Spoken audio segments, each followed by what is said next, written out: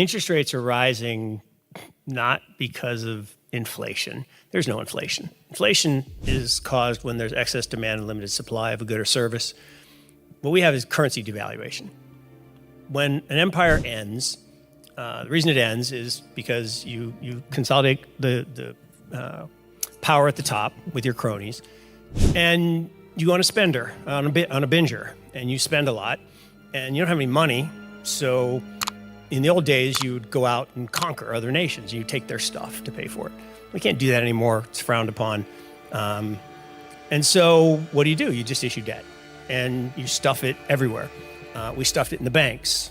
Like literally, the banks were required to buy treasuries. Well, that was not a problem as long as interest rates were low. In fact, it was free money. JP Morgan had 0 negative trading days for 3 years. 0.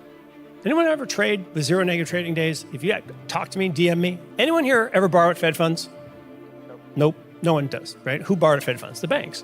So when Fed funds were 0, the banks would borrow at 0, and they would invest in treasuries at 2.5%, 3%. Riskless trade, levered up 11 times. Awesome. Awesome. Why did they do that? Because the banking system was bankrupt after the global financial crisis, so you had to reliquify the banks. So you reliquify the banks by holding interest rates at emergency levels, even though there was no emergency. And then what happens? Well, then the bank's balance sheet gets fixed. Well, now they want to make some money. We can't make any money if interest rates are 0. So we're going to raise interest rates. And so anyone's deposit rate go up from 0? It's funny how that works. So they're still paying you 0 on your deposits, and now they're lending, well, to anyone who will borrow, but there's no demand. But the few people that are borrowing that need to borrow are paying 6, 7, 8%. So NIMs have exploded, and bank profits are up. And banks, up until 2 weeks ago, were up 30+% this year. Now they've rolled over because people are kind of seeing what's happening, which is overall liquidity is actually contracting. So in the first 246 years of our republic, we printed $10 trillion. 246 years, $10 trillion. Then in 18 months, we printed $10 trillion. Come on, someone shudder a little bit when I use the T word. Y'all know what a trillion is, right?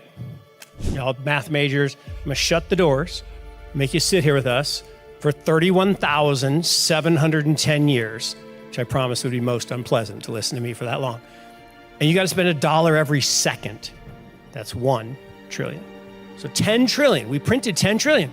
So if you doubled the money supply, what should have happened to the dollar? Should have gone down in half, exactly. What should have happened to the price of Bitcoin? Should have doubled. That's exactly what happened. Well, but it didn't just double. Yes, it did. It was about 13,000 before. It's about 26,000 now. It perfectly doubled. But it's down in the last few months. No shit, Sherlock. Have you seen this thing called Bitcoin futures? You can go to the day the Bitcoin futures ETF was approved. The day was the peak of Bitcoin priced in US dollars. Yeah, I wore my Keep Calm, We'll Print More t-shirt for the macro panel. And yeah, macro matters, but it depends what we're talking about, Jack. So you asked the question about Bitcoin. Does macro matter to Bitcoin?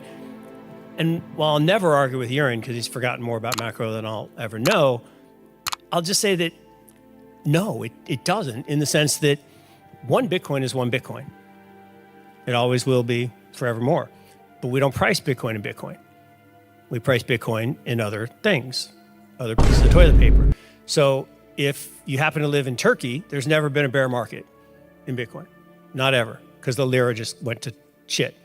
And if you live in Venezuela, there's never been a bear market in Bitcoin because the bolivar went to double shit. And if you live in Argentina, now with talks of devaluation, again, Bitcoin just goes up. Now Bitcoin goes up and down in the US partly because of this, right? So 10 trillion, we printed 10 trillion. So if you doubled the money supply, what should have happened to the dollar? Should have gone down in half, exactly. What should have happened to the price of Bitcoin? Should have doubled. That's exactly what happened. Well, but it didn't just double. Yes, it did. It was about 13,000 before. It's about 26,000 now. It perfectly doubled. But it's down in the last few months. No shit, Sherlock. Have you seen this thing called Bitcoin futures? You can go to the day the Bitcoin futures ETF was approved. The day was the peak of Bitcoin priced in US dollars. Why? Because just like gold, anyone looked at gold since the pandemic? Gold should have doubled. Read Chris Wood, okay? Gold has been the perfect store of value for 5,000 years. It's a long time, but it's been flat, dead flat at $1,900. Why? Because it gets spoofed by, artificially manipulated by JP Morgan, and they get fined every year $1 billion. And they're like, yeah, well, we made 20. It's the cost of doing business. You keep fining us $1 billion and we'll make 20 and we'll be happy. And they'll keep the price flat. So they've artificially suppressed the price of Bitcoin over the past few months. Why? Well, because BlackRock wants to buy it really cheap. There was a great meme the other day. Please don't sell your Bitcoin to BlackRock. Please don't be that person. But that's what's happening. And everyone's like, oh, when's the ETF going to get approved? What's that going to do?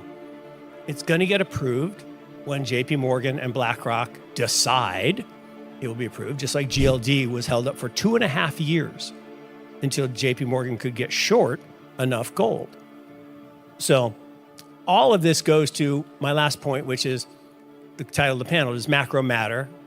I mean, she stole our thunder saying probably. Yes, probably. But actually, in our world, no.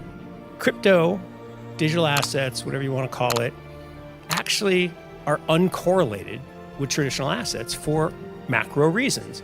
Stocks and bonds are highly correlated, along with currencies and commodities, because they derive their value from the same things.